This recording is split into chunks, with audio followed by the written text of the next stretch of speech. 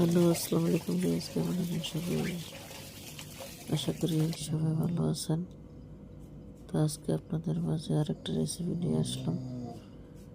এটা হলো তাজা হাঁসের মাংস, আলু দিয়া হাঁসের মাংস, তাজা হাঁসের মাংস।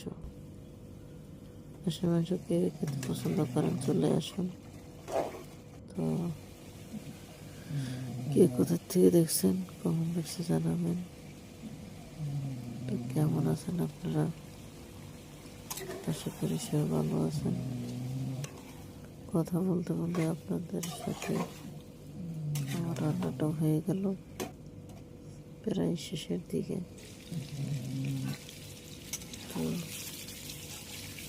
কেমন আছেন সবাই? আশা করি ভালো আছেন, সবাই ভালো থাকবেন। আমার হাসি মাসি হয়ে গেছে। আল্লাহ হাফেজ।